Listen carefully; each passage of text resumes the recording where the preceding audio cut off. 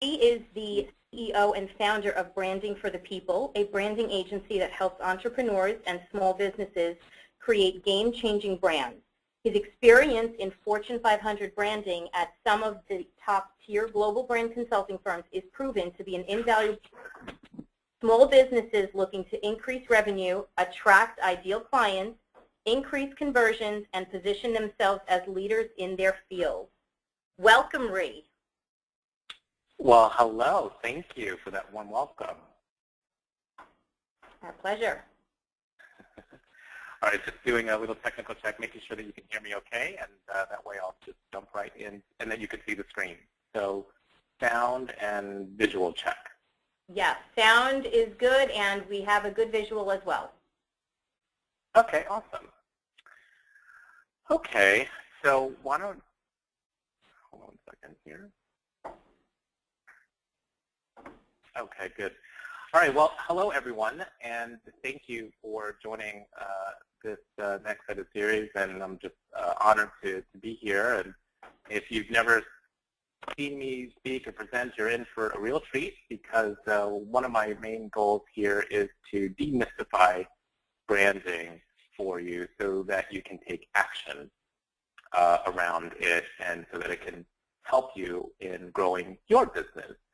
So that being said, I'm going to, and then of course, feel free to, if you have some questions along the way, or if there's a comment, you know, I usually like to kind of interact if there's something that you might have a question on, and so forth during this presentation. So that being said, I just want to first start off with just a little bit more about how I got to be on this presentation, but also how I got to Branding for the People. Just a little over 4 years ago, I left New York and I went to go work in Dubai in the Middle East, and went to go work for a big consulting firm.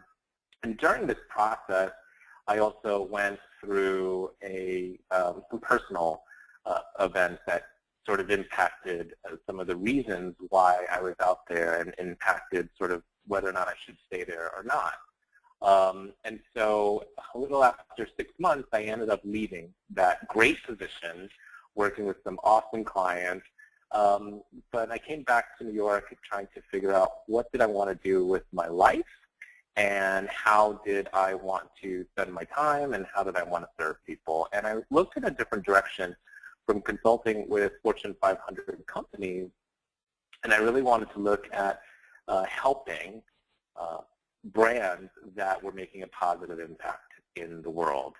I looked at entrepreneurs and small businesses as sort of the gateway for that, because I think that's where, you know, if you're anything like me as an entrepreneur, you have ideas, and you have, you want to make a big impact, and you want to create a lifestyle for yourself. So in this process, I also went to Sedona, Arizona. If you've never been to Sedona, I highly recommend visiting it, but it was really eye-opening for me to kind of really look at what is it that I wanted to do with my life. And I knew that I had a lot of experience. I've worked with big brands. I've worked with some of the smartest branding strategists in the world, a lot of high-profile clients, and it was an awesome career.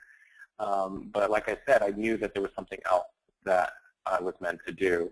And so I want to tell you briefly a little bit more about, you know, obviously the name of my company is called Branding for the People, but I want to tell you a little bit about how Branding for the People is uniquely positioned to help people just like you in your business. Well, I looked at branding agencies that targeted Fortune 500 companies, and then I looked at, on the other side of the spectrum, agencies that focus on small businesses or entrepreneurs. Then I also looked at this other layer of the kinds of services that were providing something highly strategic and holistic versus something that might be a bit more specialized or even tactical in nature. This is called a perceptual map. If you've ever gone through a branding process, or if you've never gone through a branding process, then this is an invaluable tool because it helps to determine your positioning in the marketplace. And, you know, I work with a lot of service-based entrepreneurs, and a big part of what's going to help them differentiate themselves in the marketplace is knowing where they where they're positioned in the marketplace. So I'm a big advocate of practicing what I preach. So I went through this process and I looked at agencies that were very strategic and they really are geared towards Fortune 500 companies. I've actually worked at a couple of these. I worked at Interbrand and I worked at Siegel and Gale. But these are sort of the big firms.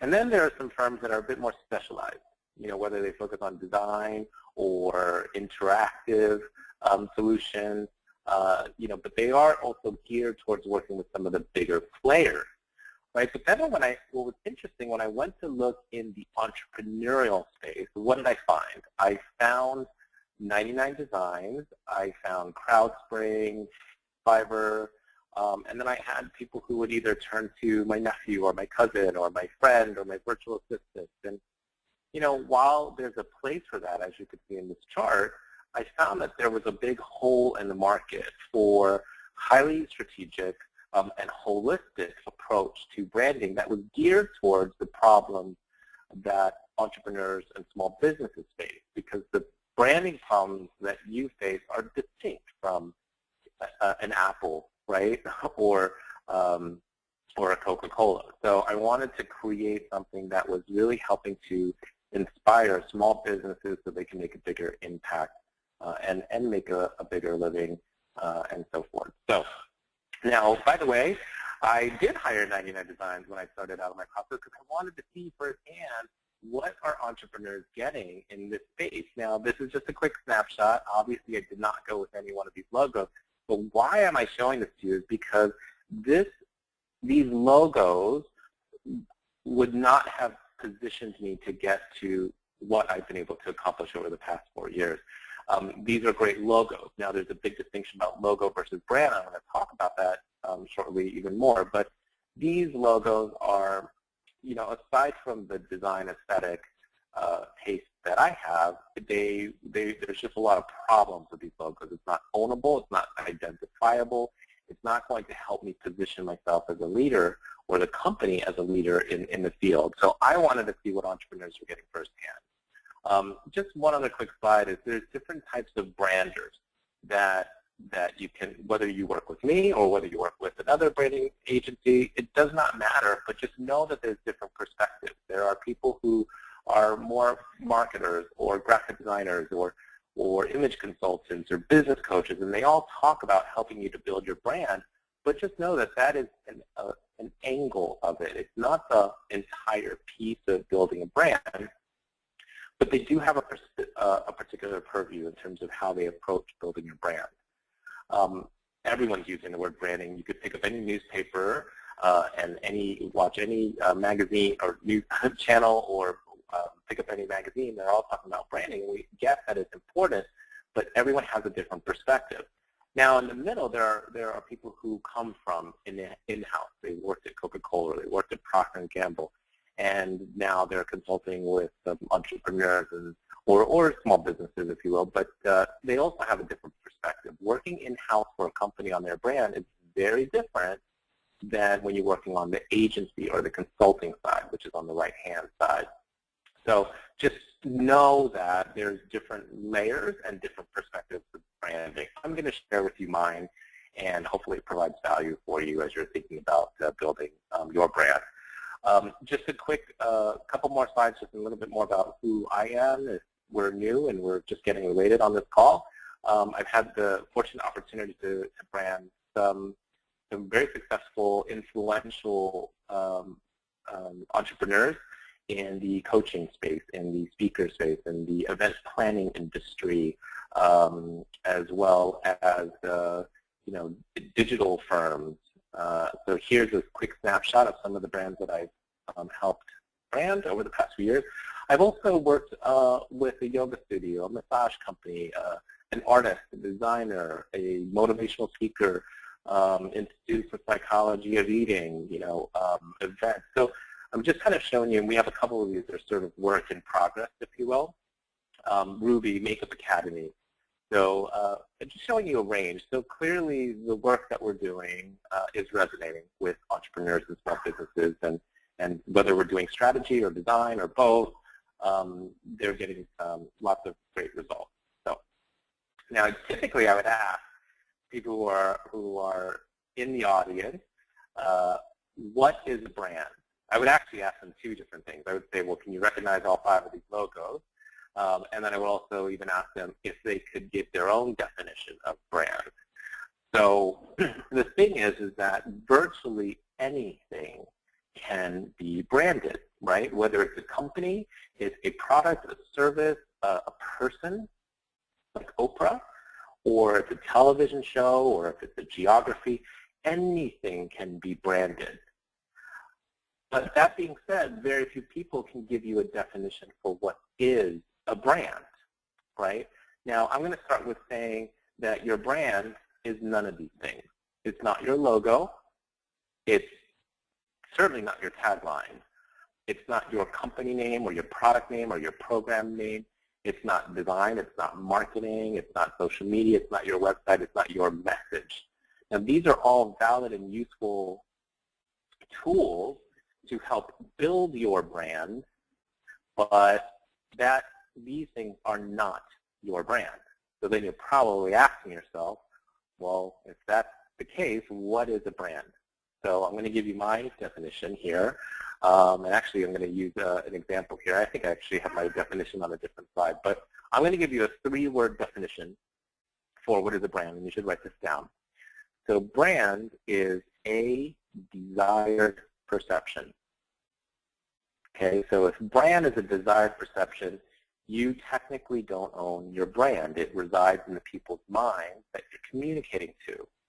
And this perception is intangible, it's emotional, it's something that you can't necessarily touch, right? But it drives everything in terms of what you say, how you look, and how you behave. Now, using this definition, if brand is a desired perception, branding is the process for creating and shaping and influencing that desired perception. So I always say, people say, well, what's the difference between branding and marketing? Well, if you define the perception that you want to create, then marketing is a vehicle to help support creating that perception. Okay? So marketing is an output, excuse me, not an output, it's an expression of the discipline of branding. Now, I want to give you some examples just so that you can distinguish what I mean by this, right? So Harley-Davidson, they're in the business of motorcycles, right? So this is not their brand, that's the business that they're in. So if you're a coach, if you're a therapist, a healer, what's your business, that would go on the left side. But their brand for Harley-Davidson is freedom on the open road, okay?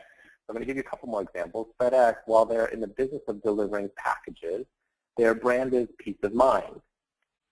And Disney, they're in the business of amusement parks and movies and Mickey, but their brand is wholesome entertainment. Okay?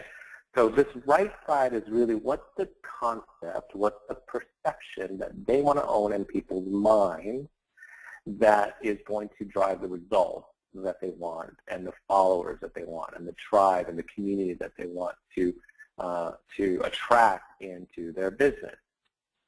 I already gave you my definition, but this is my 3-word definition of the desired perception.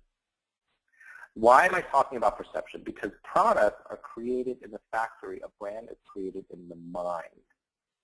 Okay, so certainly anyone can create a product. And if you're a service-based professional, you probably have some sort of product, if you will. But the brand is really residing in people's minds. Okay, now you might be asking, well, that's awesome, but what is this going to do for my business? Well, let me just share with you this case study, which was done with a bunch of students at the Kellogg School of Management. And the professor had asked a bunch of students, how much would they pay for this 18-karat gold earring, and it was completely unbranded. Well, the number that they gave was $550. Okay? Then they asked the second group of students, how much would they pay for the same set of 18-karat gold earrings, but it was branded Tiffany and Company. What happened? It increased 60% to $873. Well, then they asked the third group of students, right? How much would they pay for the same 18-karat gold earring, but it was branded as Walmart? What happened? It decreased 80%. $75 to $81. So this doesn't mean to say that you have to, for your brand, doesn't mean that you have to be a premium, luxury, high-end brand. It doesn't necessarily mean that you have to be a Walmart brand either, but just knowing that brands influence how much we pay for certain products, services, or resources, right? Okay, so I'm going to share with you 5 different, I like to share and teach by example because I work with some clients and I like to show their before and afters a lot of times, and I turn them into teaching points because I know they've gotten results, but I want to take you some of the behind the scenes in terms of why we made certain decisions. But let me start with branding mistake number 1 that every entrepreneur should really pay attention to, because if you avoid making this mistake, then you won't compromise your earning potential, right? So one-dimensional branding. What do I mean by this? Well, branding is a multi-sensory experience. And it's kind of in the same way of kind of just focusing on the logo, right? Like it's one dimension. Well, one-dimensional branding, let me show you many different dimensions of branding. Well, there's the words that we use, right? There is your tagline for sure, but it's what's the language that you were using to communicate our company or service. It's also the choice of words, the tone of voice, if you will. You know, are you more conversational? Are you friendly? Are you approachable? Are you conservative? Are you edgy? You know, what's the voice, the personality of your brand? Okay, then there's obviously symbols. These things you might be aware of. There are certain symbols that become identifiers, that we recognize these icons, and we don't have to see the company, but we recognize them. That might be a bit more obvious. But then there's color, right? The 60 to 90% of the reason why we buy certain products or services is based on color. Okay, so if you didn't catch that, I would write that down. 60 to 80% of the reason why we buy certain products is based on color. So if you're curious if color has an impact on branding, that statistic alone will be, so don't underestimate the value and the power of color. Okay, so then there's touch. This is the OXO brand, where you know, the texture and the feeling that that is created with the grip, right? This is their identifier for their brand. It's distinct in that category. Now, you may not have a product, so let's say you're a service-based professional, but one touch point that you could think about in terms of touch is your business card, right? What's the texture or the stock of the business card that you're using? I'm just using a really tactical example, but subconsciously people notice these things, or they don't, and they're forgettable, right? Okay, and then there is pattern. So pattern, these are some of the luxury brands. We can identify and recognize some of these patterns just by looking at, looking at the patterns. We recognize these brands. Then there's image, image or photography, style. You know, I'm showing an example of the IKEA brand. We all recognize this Allen wrench, right? But it could be illustrations. It could be photography. It could be a certain style that is identifiable for your brand. Then there's packaging. Then there's packaging, right? Abercrombie & Fitch is notoriously known for the usage of their models to help promote their brand on their bags. Then there's scent, the smell or the scent or the smell for certain products. And it could be your cologne, for example, or your perfume, or it could be like hotels. They use certain scents, or spas. They use certain smells to help create their own environment. And then there's sound, right? There's if you are on Skype, you know that there's a distinct Skype sound when you open up Skype. And then there's rituals, right? This is the Corona brand. So rituals are a way to help reinforce and create brands. we leave it to Apple to be the exemplar for creating an environment, the high-touch environment that Apple creates. Now, if you're not a technology company, you don't have these kinds of products, well, the environment might be your office space. It might be your work area. It might be if you're a therapist, for example, your waiting room. If you were a speaker, it could be the event. How do you brand the environment at your event?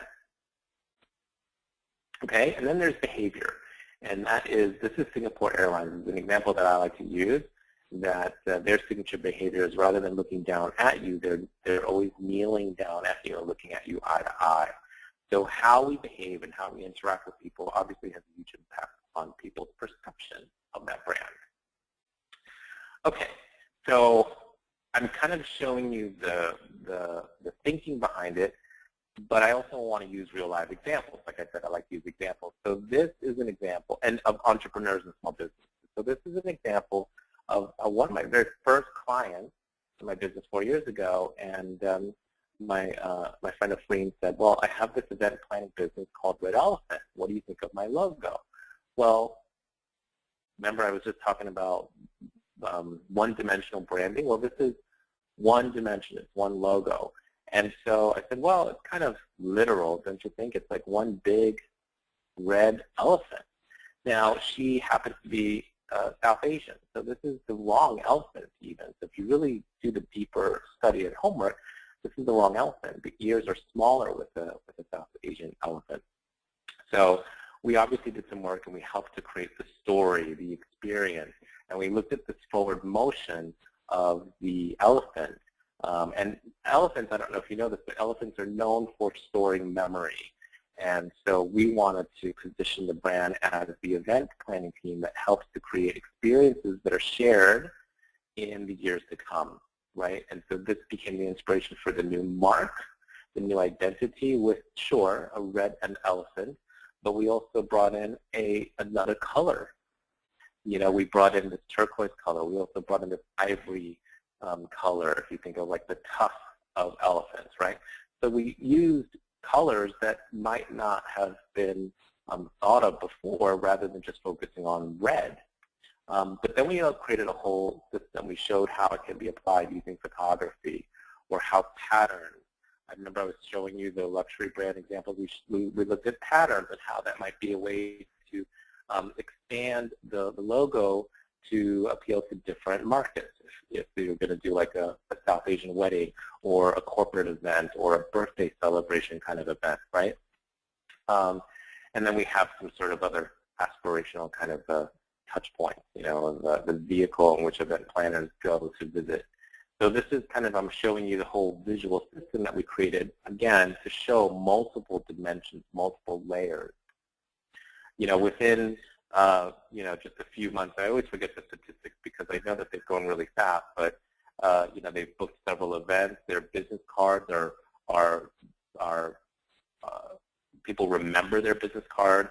They're probably on track to cross 7 figures this year in their business. So their business is doing quite well in the event planning space, and a lot of people come to them and say it's because of their brand, it's because of their story. Of course, it's who they are, but the branding really helps to support their positioning as a leader in the space. Okay, I'm going to show you another example. And again, just let me just see if there is any questions or comments that I need to respond to. Okay, nothing yet. All right, I'm going to keep going. So this is Debbie Burnt. A couple years ago, she came to me, and she had a company called Creative Love. Well, it was kind of buried underneath here, the founder of Creative Love. This is also, again, very literal, one-dimensional branding, the use of photography. And these are all the same kind of components that marketers teach you to have on a website, right? You have to have an opt-in. You have to have this photo, your banner. Well, I wanted to take it to a completely new level, right? She's a love and relationship coach. She's doing quite well. When we took her, we start with the identity, Creative Love, and we really brought that to the surface. We brought in a symbol to this particular, there's a whole story behind the symbol, but I just want to kind of just show you a couple of visuals. here where we have it endorsed with their names, with Debbie Burke and Dr. Robert Maldonado. And then we looked at photography style, we looked at type, colors, and photography that isn't so predictable, right? Like the whole couple, you know, in the wedding outfits, right? If we looked at more lifestyle-oriented photography, we looked at different ranges of color and color pairing. Okay, well that was my second example here. So at the end of, so this one mistake is, if there's one thing that you could do in this one area, it's to think multiple senses of how your brand is experienced with all of your customers and prospects for that matter. Okay, so now I want to go to my next slide, which is mistake number 2. Now, it's funny, I just had a conversation with a potential client just yesterday, and she didn't have the answer to the who, what, and why. So what do I mean by this? Now, most people just go immediately to the logo, say she wanted help with their logo, and I was like, well, okay, well, let me ask you a couple of questions. You know, who's the target audience? What's the problem that you solve for them, and why should they buy from you? Now, they didn't have the answer to this question. Well, that's kind of foundational in terms of branding. The starting point for building a brand is understanding the who, what, and why. Why do we start with the who? It's because we want to know who we're targeting, who's the perception that we're trying to create for, right? So just a couple things on the who is, here's the other thing in terms of building a brand. Most brands, most of the powerful brands, they really have either raging fans, but they also have, I'll say, haters or naysayers. You're never going to please everyone. And if you try to have a brand that pleases everyone, you're compromising your potential. So I'd say focus your energy on the 80%. And more specifically, I'd say focus on the 20%. Focus on creating a brand that people love and that they're raging fans of.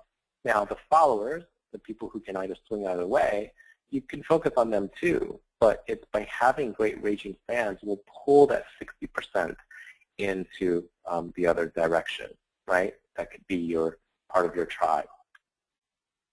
Now, I was talking about the knowing your target audience. Well, this is an example of Kari Caldwell, who has a business. She paints furniture. Now, here's the thing. She's following all the right marketing tactics and tools that marketers and business coaches teach. But I really, she's an artist, and for her audience, this is not the look and feel that is going to appeal to her audience. So we kind of really elevated her name and wanted to make sure that her name was front and center, because that's who people are buying. They're buying her as the artist, not some sort of cheesy headline of like, let's paint it out, right? So we looked at style, we looked at her style, we looked at the kinds of furniture that she likes to paint, and we created a whole new identity with her name. And we elevated Kari Caldwell, but Kari Caldwell in her studio, right? So Kari Caldwell Studios. And the shape of her logo starts with this, you know, the legs, the furniture legs. Again, this is just more of a design translation that we wanted to add a story to help support the kinds of paint that she does. We also brought in a color palette that was more muted in nature, but it kind of fit with her style. Same thing with photography. And here's the system, right? I'm showing the business card and the letterhead. And interestingly, we were able to kind of use the shapes from the furniture legs to create a graphic element as part of the system. We created some icons, right? Again, multiple layers here. Now, this look and feel is going to appeal to her target audiences. And what's the problem that she's solving for her target audiences? Well, they want to make their furniture look beautiful. Well, if you yourself aren't looking beautiful in all that you do, well, why would they trust working with you as a designer? Not you, like you listening, but like if you think about it from the perspective of why would someone trust Kari Caldwell if her own design didn't really speak or match who she was as a painter? So, and then the why also comes in terms of there's many different layers in terms of why someone would choose Kari over someone else, and that can happen in communications and marketing. I just want to give you a sense of the look and feel. Here's another quick example in terms of always know who your target audience is. This is Catherine. who has a company called Dear Left. This is very much like hot off the press because it's, we're still building her brand. She's still launching her brand.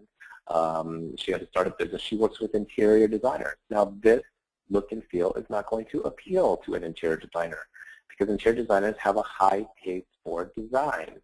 Now, we took that whole Veer left, and the whole concept was that she helps interior designers focus on the left side of the brain so that they can be more creative. The left side of the brain being like the business aspect, the analytical part of running a business. So we looked at this whole juxtaposition of logic versus creativity. We looked at left brain, right brain, and we created this symbol, right, where the Veer left is on the left side of the equation, but then on the right side it was about bringing in creativity and having this variable where the images might change, right? So again, that's to appeal to interior designers. We also used a certain color palette that was warm and inviting and friendly. Here's some other examples.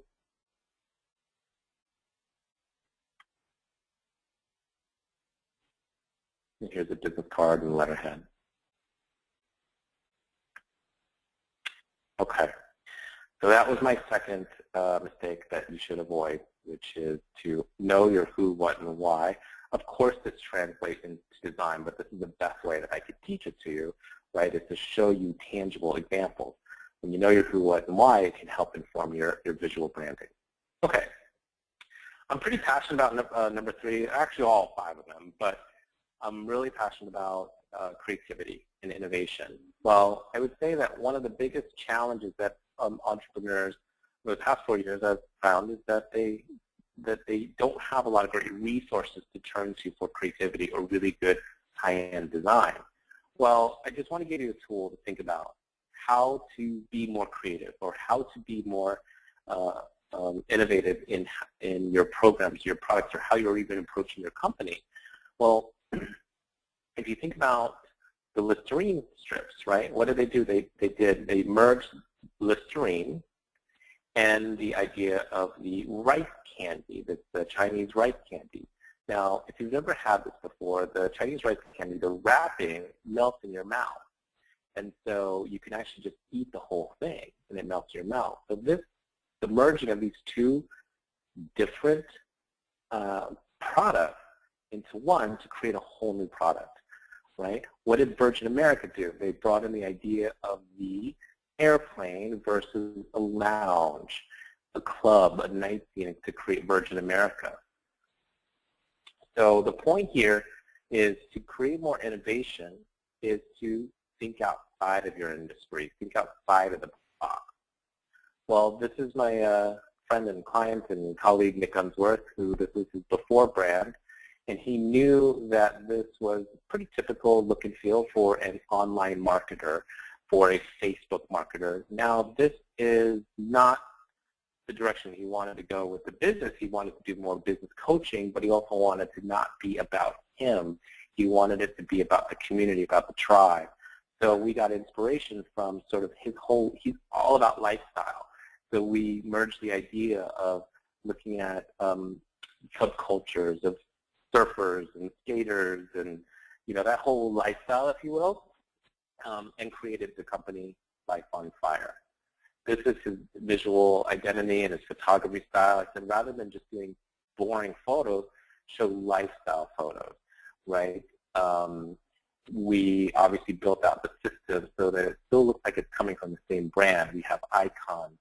We have a book club. We have programs.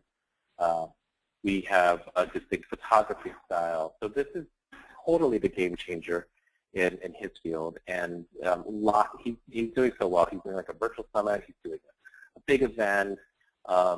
He's just growing leaps and bounds, and definitely has a $1 million business. And he's on. This is only like a year old, I think. So anyway, I'm just showing you more examples here. This helped him to get faster to where he wanted to go to by taking a step back and focusing on being more creative and innovative with his brand.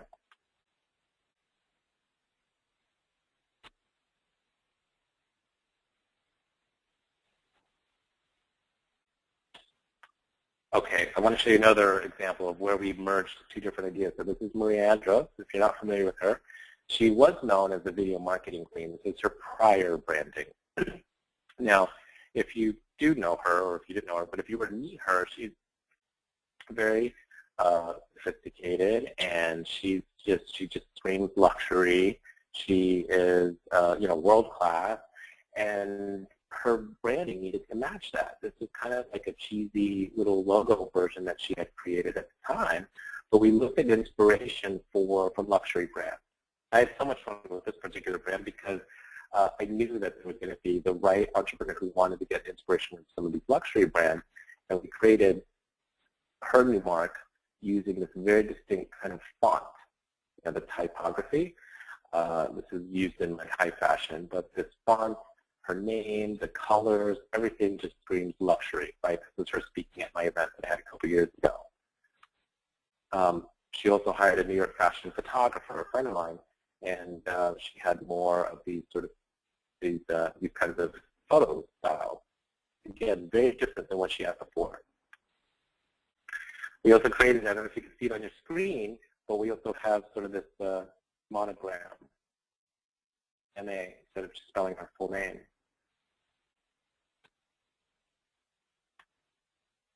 Okay, I'm going to get to a couple of them. These are going a little bit faster, but this one is a short point that I want to make. Inconsistency. Well, this is Suzanne Evans. She is a business coach, marketer. This is her prior to working with Branding for the People. She was all over the place. Now, she's already done quite well in her business, but we wanted to really bring this under one consistent umbrella that was going to have a distinct look and feel, that was going to bring in, have her designers be able to create different promotional items that were looking on brand, all of her websites, all of her events. The point here is that why consistency is important is because consistency creates trust. And at the end of the day, we buy from brands that we trust. So consistency is an important aspect. Okay, mistake number 5, no clear brand positioning. Now, I kind of teed this up at the very beginning when I showed you mine, when I said that I practice what I preach, right? Positioning is probably on the top of the list in terms of what you should be looking at in terms of building your brand. I showed you my chart. We just put out the whole chart again. Is understanding how you are positioned in the marketplace. You can't necessarily do this alone because your perceptual map is going to be different from another entrepreneur. It's going to be different from mine, right? But having a framework to be able to look at all of your competitors, and if you don't like the word competitors, all the different players in your space, and how are they positioned? What are they saying? What are they focusing on? What are they emphasizing? And what seems to be the leading edge of how they're positioning the brand? And then you want to populate that to see how does your message stand up against it, or how does your message, your brand, how does your brand stand up against it, and how does your brand break through the clutter of all the players in your field? Okay. So let me just go back to a couple other things. So in summary, the 5 points, if you want to type of capturing it, and I'm just going to check the question box to see if there are any questions coming up in a second. So the first one is mistake number 1, one-dimensional branding. So the solution there is to have a multi-dimensional brand. Mistake number 2 is not knowing your who, what, and why. So the solution there is getting clear on who are your target audiences, what's the problem that you solve for them, and why should they listen to you? Why should they care about you? Why should they buy from you?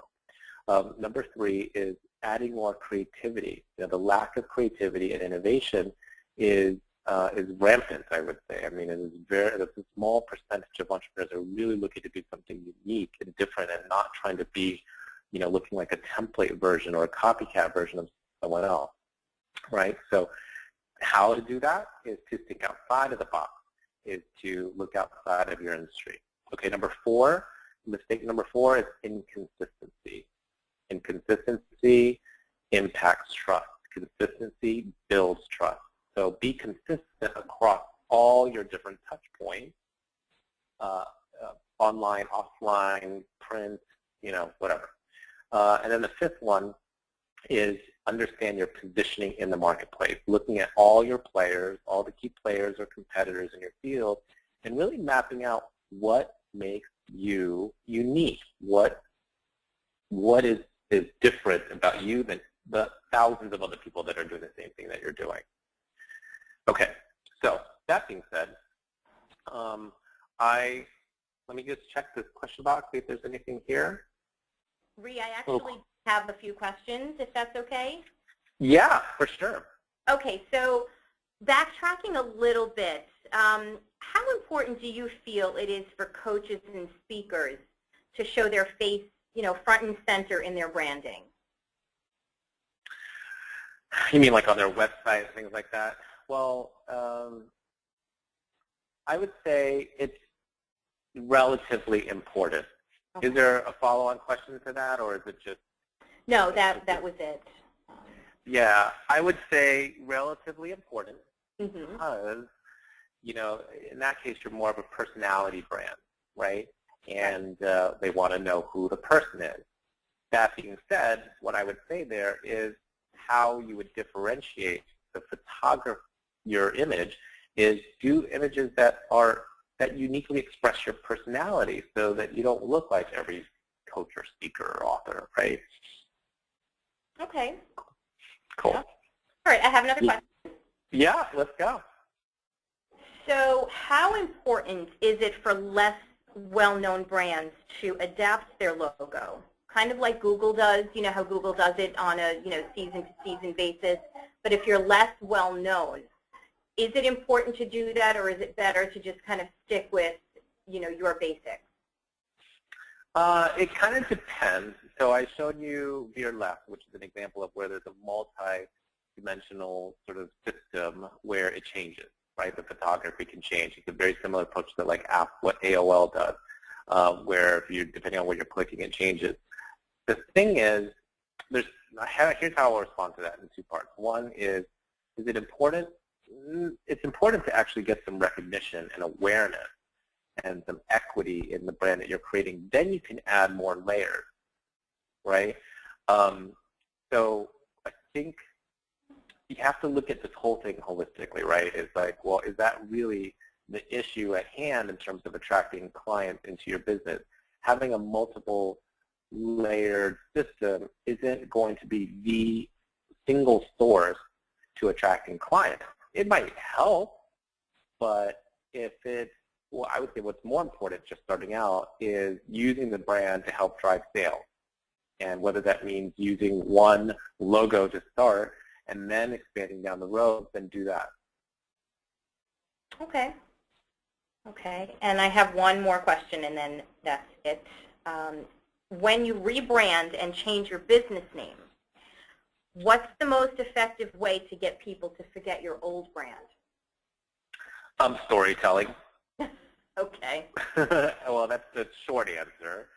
So storytelling, obviously you have to, it's kind of like, people will have separation anxiety. If people are attached to you or associating with you with a particular way, mm-hmm. and let's say they love it, right? But, it's just kind of looking at what's the reason for the change. Okay. So you have to explain for people psychologically what's the reason for the change and tell the story and say, well, here's how this is going to, and make it about them, not necessarily about you, although you could talk about here's what it means for a company, but more importantly, they're going to want to know, what does this mean for me as the customer, right? But all of that gets wrapped up into having a great story to tell about the new brand name. Okay, excellent. Storytelling, that's perfect. Okay. Cool. That is Any other questions? No? Okay, well, there might be more that comes in.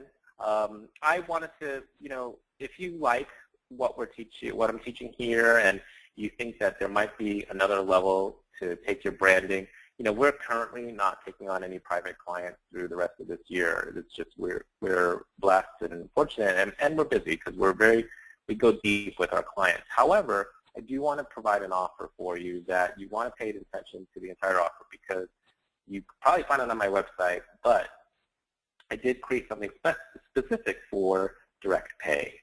So what I do have is, we had our 3-day event a couple years ago called Branded the Event. And we have since turned the event 3 days of me teaching on branding. And I only spent 45 minutes with you so far, but imagine me teaching 3 days on branding. This was all contained in 14 DVDs, and we turned it into Branded the Program. So what it is, it's a 14 DVD collection set of Branded the Event, and it's considered like a self-study product. It's not quite the same of actually going to one of my 3-day events, but it's the next best option. Particularly, I have people who have bought this like in South Africa and London and like in Portugal. They're emailing me, and they're so glad we were able to capture it, because it's really made a huge impact on their business. This does include shipping in the U.S. and Canada. If you're local, right, there might be some international shipping fees, but you also get a downloadable workbook. So we're actually updating that workbook for our customers.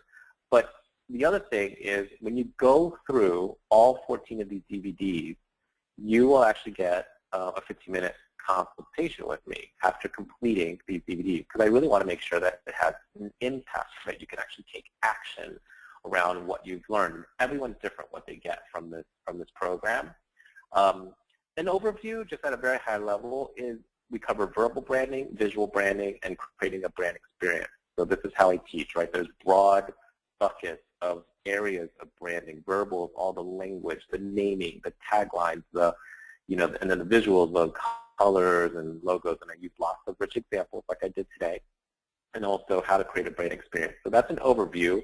But more specifically, it's how to identify your target audiences, basic color theory, creating a messaging platform. Some of these words you may or may not know, but how to create a game-changing brand, fresh ideas, branding versus marketing, benefits of branding. You'll also learn different naming approaches, different tagline approaches, a clear, simple branding approach, what's the process, how to create a customer experience. I've also had guest speakers at my event. So Discovering Your Purpose with Matthew Goldfarb, who's a colleague and a friend of mine at Corporate Renegade, and he helps you, he's a copywriter, he helps you in terms of getting clear on discovering your purpose, your manifesto. Maria Andros, who's a client and a friend, but she teaches on video marketing strategies, like how to get on page 1 of Google using video marketing. And then, of course, we have Infusionsoft, who spoke at my event on integrated marketing. So lots of great, rich content and so much more. I do lots of coaching and teaching at the event. And you know how it is whenever you go to an event, sometimes you learn just because someone asked a question that was relevant to you. So all that is captured. The total value of this is well over $2,500. The investment is $997, and there's 2 options, right? $997 pay in full, or 2 options of 2 pay of $562.50. So this is what you'll see if you go to my website. I have not offered this for less than that, other than a year ago when we first launched this product. So I decided to do something specific for today for direct pay, and that is it's basically a 25% savings off of the $997. So let me explain how this is going to work, and I'm also going to explain some of the bonuses that I'm going to offer here.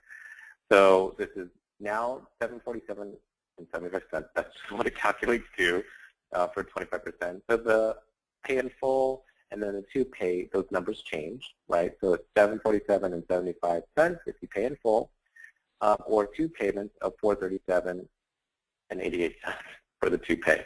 But you have to use the promo code, and I'm going to give you the URL in a second. You have to use the promo code DIRECTPAY when you check out. Now, I'm going to share with you a little bit the website, but also the bonuses that I'm going to offer specifically for only 2 people who act fast. Well, you get a digital copy of my coffee table inspired book, Inspiration for the People, 10 best practices for small businesses. You get a digital copy of my 10 brand behaviors to increase sales e-report. You get an additional 15-minute consultation with me, again, after you complete all DVDs.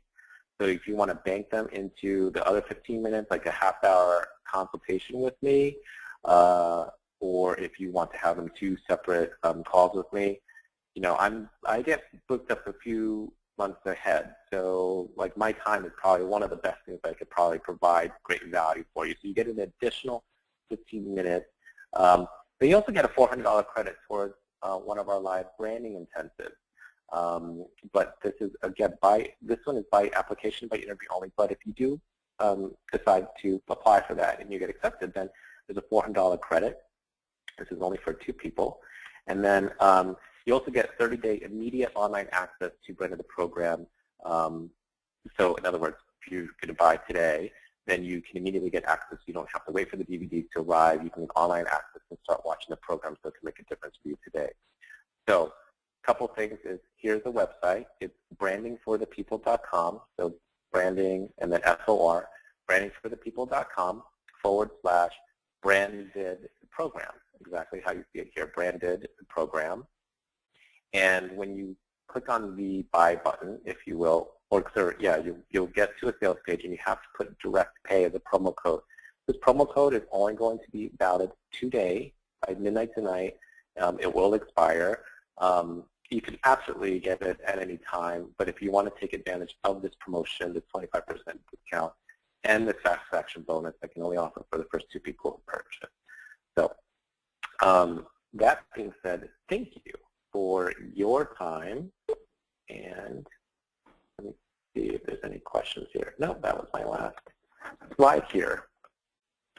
Thank you, Re. That was wonderful, and you definitely shared a lot of valuable information, and we definitely appreciate it.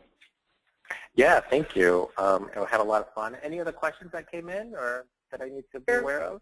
No other questions that I can see. Okay, good. Well, thank you so much for the invitation, and hopefully it will provide a great value. Certainly stay connected with us. We'd love to hear your feedback, and we'd love to hear what you got out of the presentation. So thanks so much. Absolutely. Thanks so much, Reed. Take care. Take care now.